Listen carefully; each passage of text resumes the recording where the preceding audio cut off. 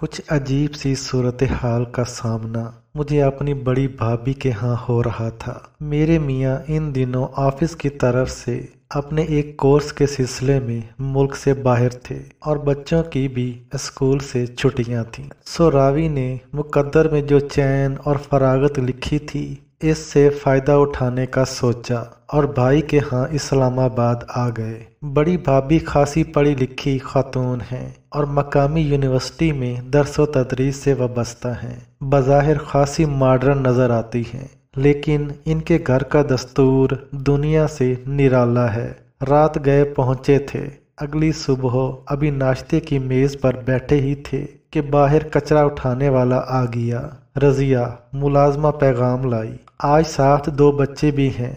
भाभी ने फटाफट 4 पराठे बनवाए, रात का सालन गरम किया, चाय के कप ट्रे में रख कर नाश्ता बाहर भेज दिया। हम हैरान तो बहुत हुए, मगर मेहमान थे इसलिए खामोश रहे। हमारे अपने घर में अगर मेहमानों के बाद बहुत सा खाना बच जाए तो इसे संभाल कर फ्रीज कर देते हैं और 2-4 दिन बाद जब खाना बनाने का मूड ना हो तो निकाल कर इस्तेमाल कर लेते हैं। भाई हम सलीका शुआर जो ठहरे, मगर भाभी ने तकरीबन आधा प्याला सालन बाहर पकड़ा दिया। हमारी एक खाला जो सारे ख़ानदान में सुघड़ मशहूर हैं, उनके यहाँ अगर ज़्यादा सालन बच जाए तो वो इसमें से साफ साफ गोश्त निकाल कर बाकी सब्ज़ी या शोरबा काम वाले को दे देती। दोपहर और रात के खाने में भी हमने देखा, रज़िया ने खुद ही अपने लिए खाना निकाला और सब के साथ बैठकर खाया, जबकि अम्मी के यहाँ हम खुद ही काम वाली को खाना निकाल कर देते, बेशक इसी ने क्यों ना पकाया हो। और यहाँ हमारी सास तो इससे भी ज़्यादा कंजूसी का मुज़ाहरा करती। वो कल या परसों का बचा हुआ सालन काम वालियों को देती। यूं आज का ताज़ा सालन बेचारी को परसों बासी होकर मिलता है, मगर यहाँ सब के लिए एक सा खाना बनता। काम वाली, माली, गार्ड, ड्राइवर कोई भी तखसीस नहीं। तीसरे दिन कपड़े धोने वाली आई तो आते ही फरमाइश कर दी, बाजी चाय के कप के साथ एक अंडा उबाल दें, जिस्म में सख्त दर्द है। हम हैरान रह गए, क्योंकि हम तो अगर कभी उबले अंडे और आलू का सालन भी बनाएं तो अंडे सिर्फ अपने और बच्चों के लिए उबालते। मुलाजमीन के हिस्से तो आलू शोरबा ही आता, लेकिन भाभी के हाथ तो लंगर खुला हुआ था। काम वालियाँ तो कभी पराई काम वालियाँ, कूड़े वाले, माली, गार्ड, ड्राइवर, कभी कभी तो मांगने वाले भी। इन 15-20 दिनों में हमने देखा, एक मांगने वाली जब भी आती चाय की फरमाइश करती। चाय का वक्त हो न हो इसे चाय बनाकर दी जाती। दोपहर में ठंडा पानी लेने किचन में गए तो एक नया चेहरा रोटी बना रहा था। पता चला उधर गली में किसी के यहाँ काम करती है, मगर वो इसे खाना नहीं देते। जब बहुत भूख लगे तो इधर आकर खाना बनाकर खा लेती है। दिल को कुछ हुआ, हमारे भाई की मेहनत की कमाई यूं बेदर्दी से लुटाई जा रही है। महीने के इब्तदाई दिन थे, भाभी के साथ ग्रोसरी के लिए गए, हैरान रह गए। भाभी कितनी ज़्यादा ग्रोसरी लेती हैं, लेकिन हमारी तरह हर शय बेधड़क ट्राली में नहीं रखती, बल्कि पहले हर शय की कीमत पढ़ती। महंगी चीज़ों को तो हाथ ही नहीं लगाया। आम से साबुन, शैम्पू, ज़्यादातर चीज़ें वो थीं जिन पर कोई ना कोई ऑफ़र थी। जब बिल बना तो तकरीबन इतना ही था जितना हमारा होता है। हमारी ग्रोसरी में बड़ा हिस्सा बच्चों के स्नैक्स, जूसेस, ड्रिंक्स, फ्रोज़न खानों का होता, जो बच्चों को लंच में देते हैं या मेहमानों की तवाज़ो के लिए काम आता है। इसके अलावा हम ब्रांडेड चीज़ें भी इस्तेमाल के आदी हैं, और आपको तो पता ही है मेयारी चीज़ें कितनी महंगी होती हैं। अगले दिन भाभी ने तकरीबन घंटा लगाकर राशन के पैकेट बनाए, दालें, चावल, आटा, चीनी वगैरह। अब हर रोज़ 1-2 लोग आते, आने वालों को बाकायदा लाउंज में बिठाकर चाय बिस्किट से तवाज़ो की जाती। राशन का एक पैकेट और पैसों का लिफाफा दिया जाता, जबकि हमारे मैके या ससुराल में ऐसे लोग बाहर पोर्च तक ही महदूद रहते, अंदर आ भी जाएं तो कारपेट पर बैठते हैं। शाम को भाभी की एक कुलीग आ गई। अच्छी खुश इखलाक खातून थी। बातों में बहुत अच्छा वक्त गुजरा, मगर चाय की ट्राली देखकर हम शिशदर थे। कहाँ हमारे यहाँ किसी के आने पर ट्राली ऊपर नीचे भरी होती, और यहाँ चाय के साथ सिर्फ केक, बिस्किट और घर के बने कबाब या समोसे वगैरह, यानी सिर्फ एक दो चीज़ें हर मेहमान की ऐसी ही तवाज़ियो की जाती। हमें भी भाभी की समझ नहीं आ रही थी। खर्च करने की जगह पर कंजूसी, और जहाँ खर्च किए बगैर गुजारा हो सकता वहाँ शाह खर्ची। इसी दौरान शबे बारात आ गई तो जनाब कोई एहतमाम नहीं, कोई हलवा पूरी न ख़त्म न नियाज। इर्द गिर्द से आई प्लेटों से टेबल भरी पड़ी थी। इस्तग़फ़ार पर बोली, क्या बनाती, पहले ही खाने के लिए इतनी वैरायटी मौजूद है। दूसरे बनाकर जिनके यहाँ भेजूंगी वहाँ भी यही हाल होगा, कई तो चखेंगे भी नहीं, तो फिर खामखा रिज़्क़ की बेहुरमती का फ़ायदा। एक दिन रज़िया को साथ लगाकर अपने और बच्चों की अलमारियां साफ की और कपड़ों का एक ढेर निकाला। रज़िया इन्हें इस्त्री कर रही थी। इनमें से मुझे कुछ फ़िराक छोटे नज़र आए जो हमारी भतीजी सारा के थे। असल में हमारी कोई बेटी नहीं, और हम फ़राक बड़े शौक़ से देखते हैं। लड़कों के कपड़ों का तो आपको पता ही है, एक जैसे और चंद मखसूस रंग। इनकी शॉपिंग का तो मज़ा नहीं। बरसबीले तज़करा कहा, भाभी ये कपड़े सारा को छोटे लग रहे हैं, किसी को दे दें। ये सारे कपड़े देने के लिए ही तो निकाले हैं, वो बोली। फिर इनको इस्त्री क्यों करवा रही हैं, और फटे उधड़े मुरम्मत क्यों? हम हैरान हुए। भाई मेरा तो ये असूल है, जब किसी को चीज़ दो तो जितनी बेहतर कर सकती हो करके दो। ये कपड़े इस्त्री होकर पैक होंगे तो काफ़ी बेहतर लगेंगे। भाभी मुस्कुराते हुए बोली, और जब कोई ज़रूरतमंद अपने या बच्चों के लिए लेगा तो इसे नागवार महसूस न होगा। और मैं दिल में सोच रही थी कि हम तो कुछ यूं करते हैं, चलो ये सूट दे देते हैं, कुछ तंग हो गया है या पुराने फैशन का है, दुपट्टा रख लेते हैं, प्योर का है, महंगा और प्यारा है, इसके साथ और सूट बना लेंगे। सूट तौबा मुश्किल ही बनता, अलबत्ता दुपट्टा सालों अलमारी के नीचे खाने में पड़ा रहता। एक मर्तबा तो मैंने अपनी भांजी की इम्पोर्टेड शर्ट के कार्टून वाले बटन उतार लिए कि जब हमारे यहाँ बेटी हुई तो इसकी फराक में लगवा देंगे। वो बटन अब भी हमारे सिलाई वाले डब्बे में पड़े हैं, और शर्ट बटनों के न होने की वजह से जाड़न ही बनी। मुझसे और सब्र न हो सका, भाभी से पूछ ही लिया। भाई मैं तो अपने तौर पर अल्लाह को राज़ी करने की अदना सी कोशिश कर रही हूँ। वो मेरी हैरत पर आराम से बोली, हम भी मुसलमान हैं और अल्लाह को राज़ी करने के लिए इबादत करते हैं। मैंने तौज़ीह की, क्या इस्लाम सिर्फ इबादत का मज़हब है? इसका इतलाक़ हमारी अमली ज़िंदगी पर नहीं होना चाहिए। अगर सिर्फ इबादत की बात होती तो ज़मीन के चप्पे चप्पे पर शैतान ने सजदे किए थे। इस्लामी तो हमारा तर्ज ज़िंदगी होना चाहिए। अल्लाह हमारे दिलों और नियतों को जानता है। इसके सामने ज़ाहिरी हुलिये और ज़बान इकरार से काम नहीं चलेगा। पहले मैं भी सिर्फ नमाज रोज़े को काफ़ी समझती थी, लेकिन जब तक हम दीन को अपना ओढ़ना बिछोना नहीं बनाएंगे काम नहीं चलेगा। देखो, ज़ाहिर से हम दुनिया को फ़रेब देने की कोशिश ज़रूर कर सकते हैं, मगर दिलों का हाल तो वो ही जानता है।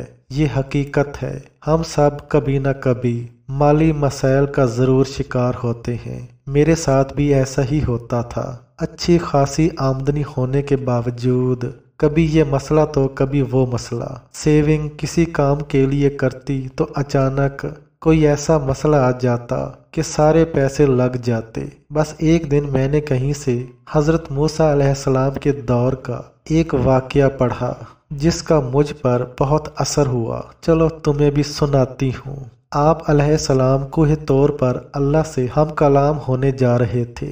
रास्ते में एक मफलूकुल हाल शख्स मिला।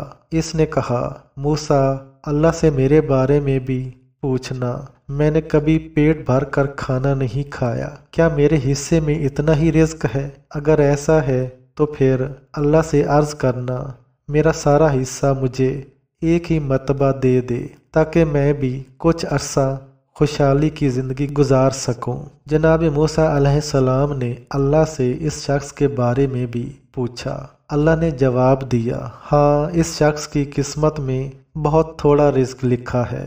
موسیٰ علیہ السلام نے اس شخص کی حاجت اللہ تک پہنچائی کہ اسے اس کے حصے کا سارا رزق ایک ہی بار دے دیا جائے۔ کچھ عرصے بعد حضرت موسیٰ علیہ السلام دوبارہ وہاں سے گزرے تو انہیں اس شخص کا خیال آیا۔ انہوں نے سوچا یقیناً وہ تو فاقوں سے مر گیا ہوگا۔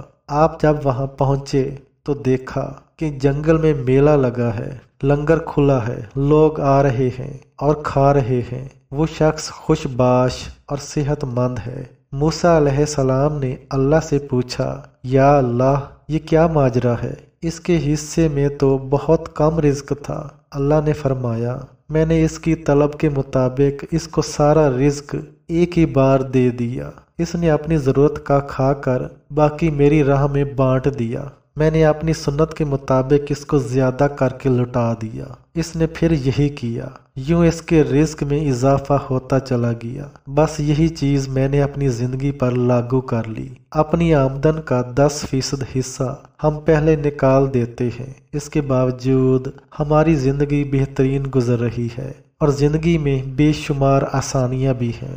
بابی نے اپنی عادت کے مطابق پورا لیکچر دے ڈالا۔ میں سوچ رہی تھی کہ ہم رزق کی کمی کا رونا تو روتے رہتے ہیں، مگر ہمارے ہاتھ ہمارے گریبانوں سے بندھے ہوئے ہیں۔ ہمارے بچپن میں ہماری دادی کے ہاں گاؤں میں مٹی کا ایک بڑا سا برتن ہوتا تھا جسے وہ بڑولا کہتی تھیں۔ بوقت ضرورت عمرو عیار کی زنبیل کی طرح اس برتن سے ہر شے نکل آتی تھی۔ اصل میں دادی جب آٹا گوندنے کے لیے نکالتی تو ایک مٹھی آٹا اس میں ڈال دیتی۔ اسی طرح چینی، چاول، دالیں، جو چیز بھی پکانے کے لیے نکالتی مٹھی بھر اس میں پڑے تھیلیوں میں ڈال دیتی۔ یوں ان کے پاس دینے کے لیے بہت سا سامان ہوتا اور کوئی سوالی ان کے ہاں سے خالی ہاتھ نہیں جاتا۔ اللہ کی راہ میں دینے کی کوشش تو میں بھی کرتی ہوں، جب جتنی توفیق ہو دے دیا۔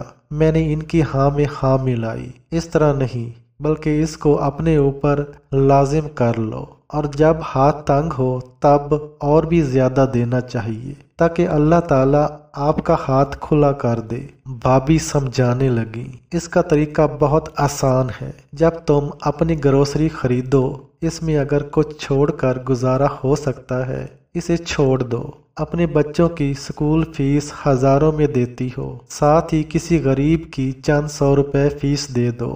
اپنے یا بچوں کے مہنگے کپڑے خریدتے ہوئے چند سستے سوٹ کسی اور کے لیے خرید لو۔ شروع میں اس طرح کرنا مشکل لگے گا، اپنے اور بچوں کی بہت سی خواہشات تمہاری راہ روکیں گی، مگر جب اللہ کے بنائے ہوئے طریقے پر چلنے کی ٹھان لو تو کوئی مشکل آپ کی راہ کی رکاوٹ نہیں بنتی۔ وہ بہت آرام سے کہتی جا رہی تھی، مقصود یہ نہیں کہ آپ کیا دے رہے ہو، دیکھا یہ جائے گا کہ آپ کتنے میں سے کیا دے رہے ہو۔ دولت کے انبار میں سے دینار دینا کمال نہیں، ایک روٹی میں سے آدھی دینا اصل کمال ہے۔ اس طرح تمہیں برکت کا بھی انوکھا تجربہ ہوگا۔ جب تم اپنے ساتھ دوسروں کو شامل کرو گی تو وہ کھانا جو تم 4 لوگ کھاتے ہو زیادہ لوگوں کو آسانی سے سیر کر دے گا۔ ان کی باتوں پر میں سوچ رہی تھی کہ ہماری کالونی میں ہر ہفتے کہیں نہ کہیں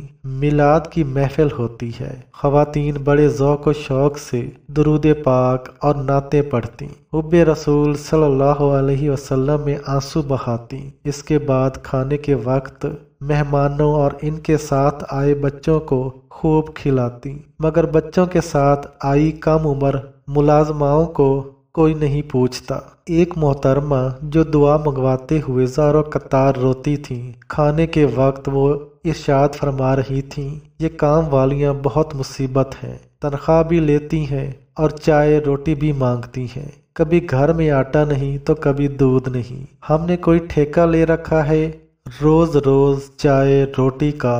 हाँ, तुम भी इन काम वाली बच्चियों को सिर्फ एक रोटी दिया करो, खा खा कर फट जाती हैं। नहुसत से कहते हुए इन्होंने अपनी प्लेट एक तरफ रखी जिसमें इतना सालन था कि एक और बंदा भी खा सकता। या अल्लाह, हमारे कौलो फ़ैल में इतना तजाद क्यों है। यही बात भाभी को बताई तो बोली, जब हम किसी गरीब को अच्छा खाना देने लगते हैं तो हम फौरन सोचते हैं लेग पीस मेरे बच्चे को पसंद है, ये इसके लिए रख देती हूँ। लेकिन जब कोई ख़ास मेहमान आए तो बच्चों से कहते हैं तुम बाद में ले लेना, अभी मैंने मेहमानों के लिए डिश डेकोरेट की है। और होना क्या चाहिए कि जब किसी मुफलिस को देने लगो तो सोचो कि अल्लाह मेरे यहाँ मेहमान आया है और मैं इसकी खातिर कर रही हूँ, तो हमें गर्दने और पोटे ढूंढने की ज़रूरत न होगी और न ही पराठों को कम घी लगाने की। ज़रा सोचो, अगर तुम एक दो अच्छी बोटियाँ, कबाब, पूरे दूध वाली चाय या एक चम्मच फालतू घी लगाकर किसी को अच्छा खाना खिलाती हो और अपने रब को राज़ी करने की कोशिश करती हो तो ये महंगा सौदा तो न हुआ ना। हमारे घर फालतू सामान से अटे पड़े हैं और बहुत से लोग सिर्फ इन्हीं चीज़ों के न होने से तंगो तर्श ज़िंदगी गुजारने पर मजबूर हैं। हमारे यहाँ पेटियाँ, ट्रंक, बिस्तरों और गर्म कपड़ों से भरे रहते हैं और कुछ लोग सर्दी से ठिठर कर मर जाते हैं और ये बिस्तर बर्तन नस्ल दर नस्ल मुंतकिल होते चले जाते हैं जो कभी इस्तेमाल भी नहीं होते। इसी तरह बहुत सी खाने पीने की अशिया को संभालने की वजह ज़रूरत या कफ़ायत नहीं, सिर्फ हवस होती है। ये चीज़ों से मोहब्बत, अल्लाह से मोहब्बत तो ना हुई ना। और इसके बाद वाकई जब किसी को देते हुए मैंने ये सोचा अल्लाह मेरे यहाँ मेहमान है, तो किसी हवस या बदनीयती ने मेरी राह नहीं रोकी। आप भी चाहें तो अल्लाह को अपना मेहमान बना कर देखें।